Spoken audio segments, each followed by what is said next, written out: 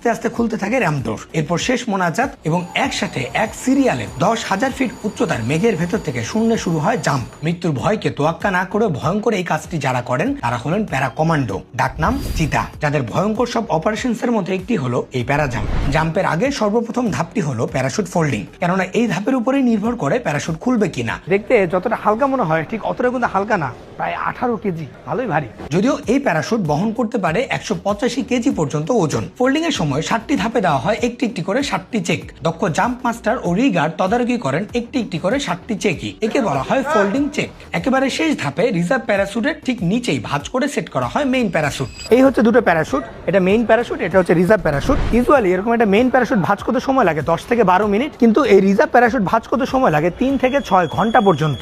গোছানো প্যারাশুট এবার আনা হয় রিপোর্টিং লোকেশনে। এখানে সবগুলো আনলোড করে অ্যারেঞ্জ করা হয় চেক করার জন্য। একে বলা হয় অ্যারেঞ্জ চেক। ঠিকমতো অল্টিমিটার থেকে শুরু করে হেলমেট, প্যারাশুট ও অন্যান্য ডিভাইস শরীরের সাথে সেট করার পর্বটা শেষ করে ফেলতে হয় এখানেই। এর পরপরই দেওয়া হয় আরেকটি চেক, একে বলা হয় ওয়ারিং চেক। মাঝে মাঝে কমান্ডোদের মনোবল বাড়াতে দেখতে আসেন ব্রিগেড কমান্ডার নিজেও। এমনকি গ্রাউন্ডের সর্বশেষ পরিস্থিতি সম্পর্কে পাথফাইন্ডার হিসেবেও ধারণা দেন তিনি। ফাইনালি তারা প্রস্তুত হলে শুরু হয় বিশেষ দোয়ার পর্ব, যেখানে আবারও মনে করিয়ে দেয় সৃষ্টিকর্তার প্রতি তাদের অগাধ বিশ্বাস এবং প্রমাণ করিয়ে দেয় তাদের শক্তিশালী ইমানি পরিচয়। দোয়া মোনাজাত শেষে কমান্ডোরা একে একে এগিয়ে যান এয়ারক্রাফটের দিকে। আজ এখানে এয়ারক্রাফট হিসেবে ব্যবহৃত হচ্ছে আর্মি এভিয়েশনের কাসা C-295W। অত্যাধুনিক এই উড়োজাহাজ বাংলাদেশ সেনাবাহিনীতে যুক্ত হয় 2017 সালে। তবে প্রয়োজন বা কাজের ভিন্নতা এবং ক্যাপাসিটির উপর নির্ভর করে এই এয়ারক্রাফট হয়ে থাকে বিভিন্ন সময়ে ভিন্ন ভিন্ন।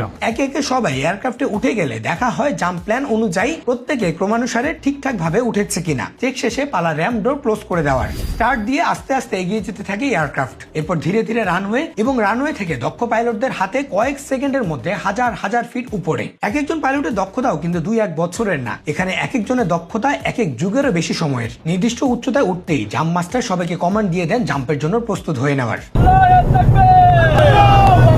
এর পরপরই আরেকবার সবাইকে চেক করা হয় যেন সবার প্যারাশুট থেকে শুরু করে সবকিছু ঠিকঠাক আছে কিনা। একে বলা হয় ফাইনাল ওয়ারিং চেক। সব চেক শেষে করা হয় আরেকটি দোয়া। পাইলট আস্তে আস্তে র্যাম ডোর খুলে দেন। তবে এখানে যারা আছেন সবার একটি নির্দিষ্ট হাইট ফিক্স করা, অর্থাৎ নির্দিষ্ট একটি হাইটে যাওয়ার পরে সবাই এখান থেকে জাম্প করবেন। প্রচন্ড বেগে বাতাস ঢুকতে থাকে। নিচে মেঘ ছাড়া আর কিছুই দেখা যায় না। যা দেখা যায় তা খুবই ক্ষুদ্র।